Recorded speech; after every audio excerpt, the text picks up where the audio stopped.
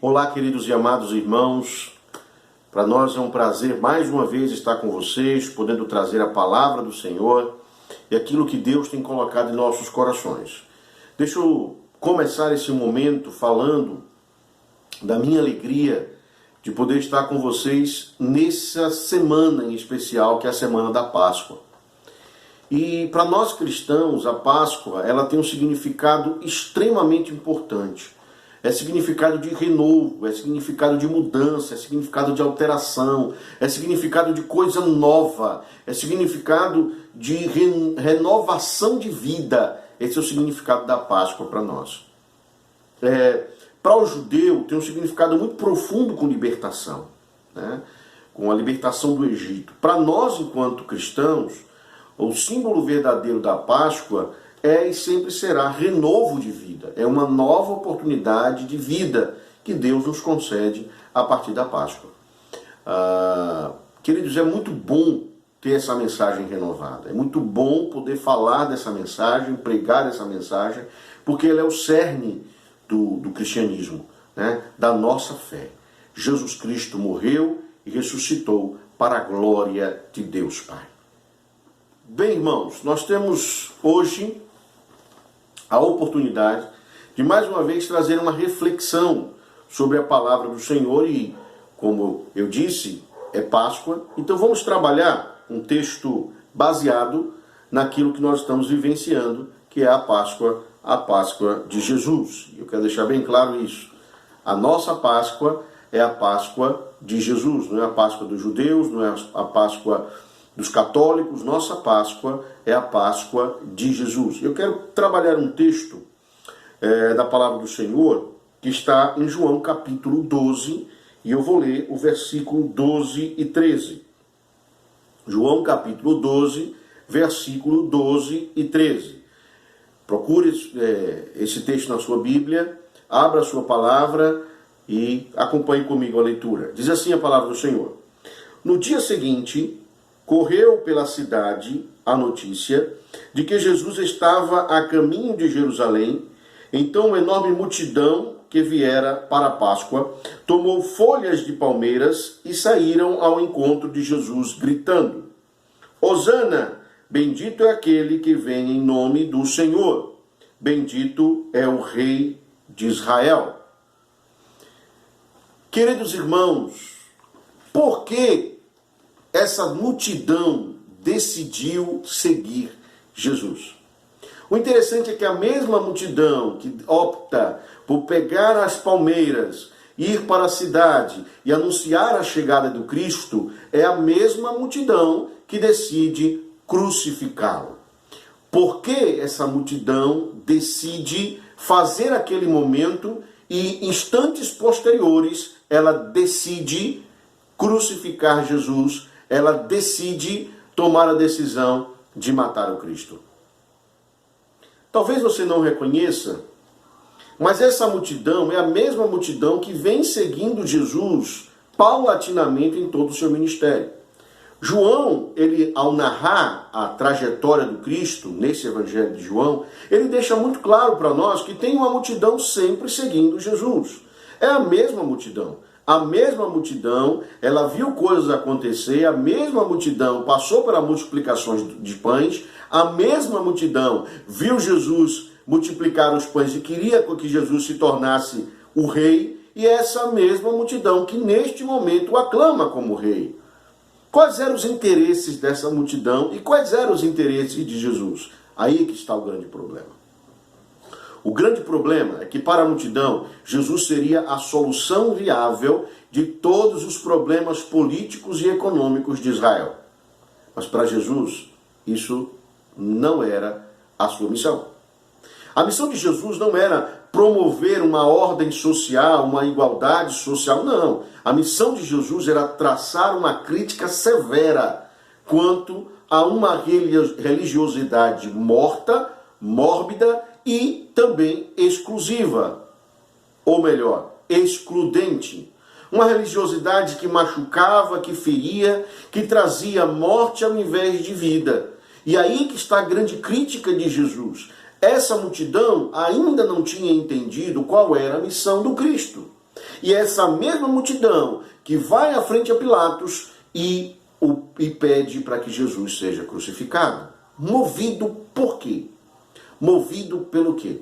Primeiro eu quero traçar algumas leituras sobre esse texto e alguns símbolos presentes neles. Eu quero que você preste atenção para que então nós possamos entender o que está acontecendo aqui nesse texto. A primeira coisa que a gente precisa entender é o símbolo das palmas e dos mantos. Jesus estava sendo aclamado como uma autoridade. Jesus estava sendo aclamado como um rei. As pessoas que estavam segurando as palmas nas mãos, elas estavam celebrando como a chegada de um imperador romano. Era uma metáfora que os romanos utilizavam ao lançar os seus ramos. E dessa feita, os judeus estão fazendo a mesma coisa em Jerusalém.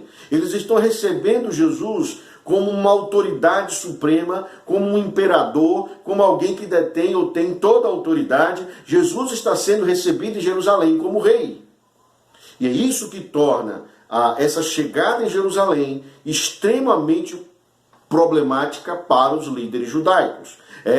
Esse aclamar do povo, esse pedir do povo pela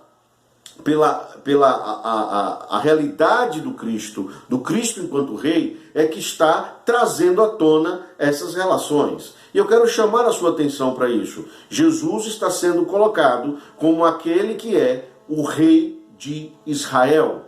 Isso fez o sinédrio tremer. Isso fez os fariseus se desesperarem. Isso fez o próprio Império Romano tremer nas bases, porque poderiam perder todo aquele território para o rei que estava chegando, e era o rei que estava sendo aclamado. A segunda coisa importante que eu quero levantar como símbolo, para que a gente possa então entender algumas coisas, algumas nuances desse texto, a segunda coisa importante é o povo.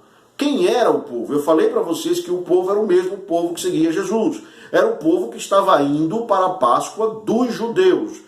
João é claro, o Evangelho de João é claro. A Páscoa é do povo? Não, a Páscoa não é do povo. A Páscoa é dos líderes judaicos. Estes têm direito à Páscoa. Por essa razão, a Páscoa não atendia a demanda da grande população, atendia a demanda apenas dos nobres, dos líderes judaicos, daqueles que tinham algum tipo de posse. Infelizmente, queridos, o povo, ele não entende o que Jesus está fazendo. Ele não compreende a mensagem do Cristo e eles são manipulados de um lado para o outro. São manipulados por aqueles que queriam Jesus enquanto rei, que usaram Jesus, como Judas, por exemplo, que tentou usar Jesus para tomar o poder de Roma e não era a missão do Cristo. São manipulados por aqueles que tentam retirar Jesus e colocá-lo como bode expiatório, digamos assim, dos pecados da população, né? Como aquele que seria responsável por toda a desordem do povo. Então, na verdade, assim, Jesus ele está sendo colocado como uma figura importante, e essa figura importante, ela está sendo atacada de todos os lados. O lado da população que grita Hosana, né? Ou seja, o Senhor ouviu a nossa prece, atendeu o nosso clamor, nos enviou um rei. Percebam só. Está sendo atacado por essa população e está sendo atacado por outro lado pela população que é contra ele, pelo povo, pela liderança judaica que é contra ele. Então Jesus está sendo atacado pelos dois lados. Ele está levando pancada dos dois lados. Tanto a população que o recebe quer algo que ele não é a missão dele, que ele não irá dar à população, e tanto aqueles que estão se sentindo ameaçados por Jesus estão tentando atacá-lo também. Então nós temos dois lados que estão atacando Jesus. O que faz essa multidão, digamos assim, virar a casaca? O que faz essa multidão mudar de lado e abraçar Barrabás e abandonar Jesus? O que faz essa multidão abandonar Jesus e abraçar Barrabás é algo muito simples. É a questão dos interesses. Uma vez que Jesus não realizou, digamos assim, o que se esperava, pega as armas, vamos lutar, vamos tomar o Jerusalém de Roma. Jesus não pediu que isso fosse feito. Muito pelo contrário. Ele faz a ceia, vivencia uma realidade com seus discípulos e a partir dali ele demonstra que a missão dele era outra. Como Jesus não fez, a população está entendendo que ele não é o líder esperado, que ele não é o rei esperado, que ele não é a pessoa que eles desejavam.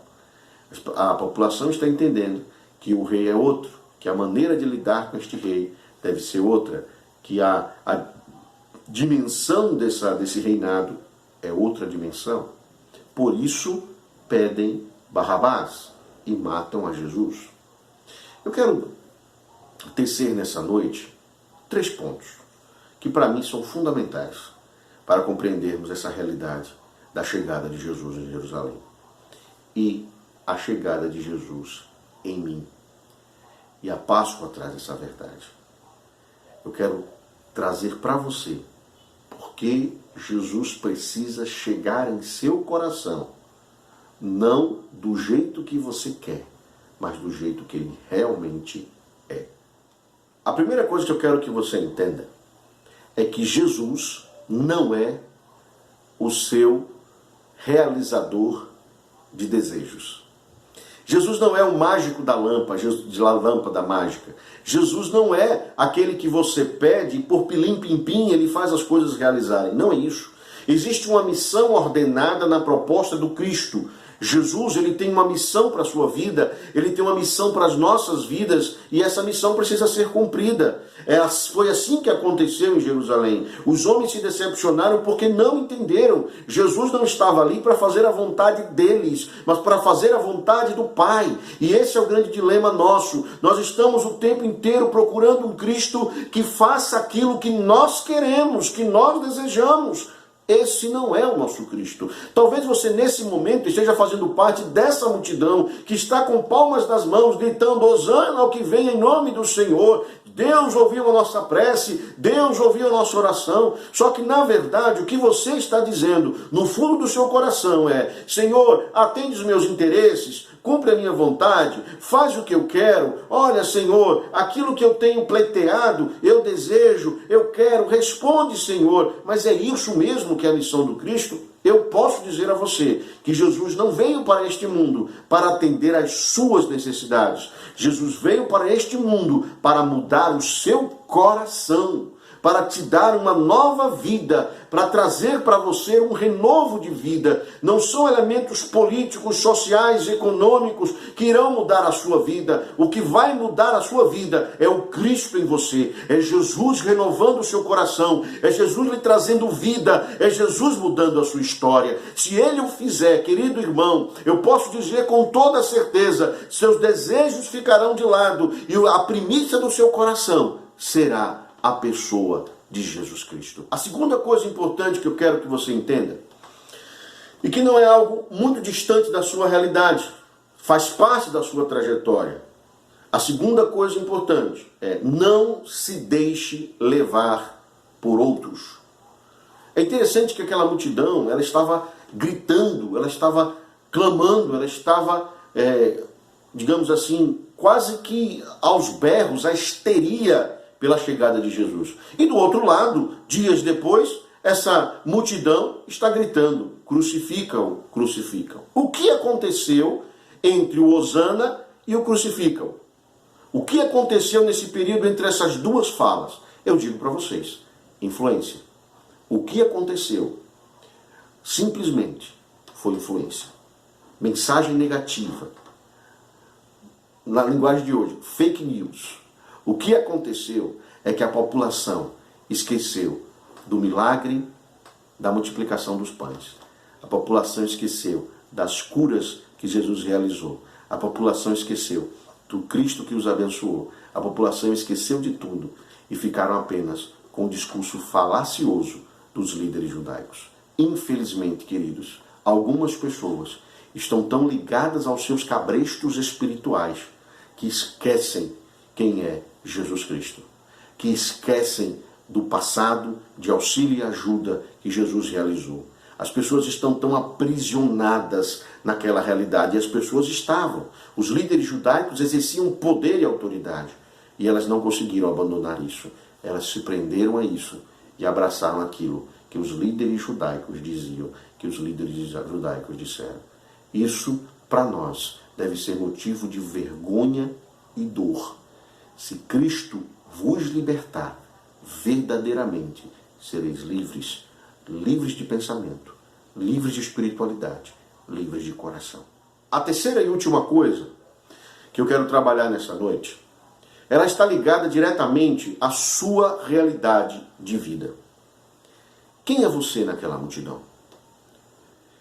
Em que multidão você estaria?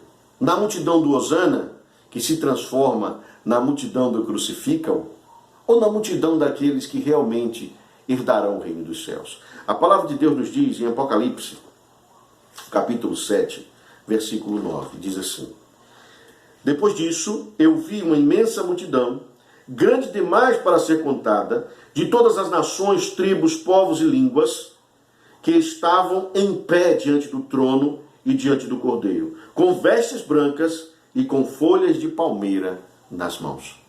A multidão se retoma. A multidão da chegada em Jerusalém, ela se reconstitui. Mas não agora com pessoas movidas por interesses. Não agora com pessoas movidas por suas vontades. Agora, pessoas que tiveram seus corações lavados, as suas vestes salpicadas com o sangue do Cordeiro. Esta grande multidão incontável é a multidão que herdará o reino dos céus. Querido, se você levantar a sua palmeira nessa noite, não levante para gritar que Jesus é rei, se ele verdadeiramente não for o centro da sua vida, não for o centro da sua existência. Jesus é rei quando ele se torna o tudo seu, o seu tudo. Jesus é seu tudo, amém, glórias a Deus. Se Jesus é o seu tudo, meu amado irmão, você está no caminho certo. Se Jesus é o seu tudo, significa que todas as coisas estão debaixo da sua ação, e não importa o que estamos até mesmo vivendo hoje. Não importa, porque Jesus está sobre a liderança de tudo em minha vida, e isso é que importa, e isso é o que faz sentido em meu coração. Mas por que em muitos momentos nós fraquejamos em nossa fé? Por que nós recuamos em nossa fé? Eu digo agora, queridos, porque às vezes os interesses do mundo lá fora batem mais forte, são mais rígidos, são mais poderosos. Queridos irmãos, a verdade é que o Cristo, ele é o centro da sua vida, ou ele não é nada para você. Essa é a grande questão. E as duas multidões aqui significam isso. A multidão do Hosana, que se torna a multidão do Crucificam, é essa leitura. E Jesus não simbolizava nada para aquela multidão. Os interesses eram maiores, as vontades eram mais fortes. E isso foi o que trouxe essa leitura para aquele grupo. Aquela multidão, com certeza, não está entre aqueles da multidão do Apocalipse. Mas eu quero estar. Eu quero ser um daqueles que vestirão vestes brancas. Eu quero ser um daqueles que segurarão as minhas palmas nas mãos e estarão diante do trono de Deus e verão a glória de Deus por inteira. Eu quero ser um daqueles, e para ser um daqueles, amado e querido irmão, precisamos colocar Jesus como nosso tudo, como nosso Senhor absoluto.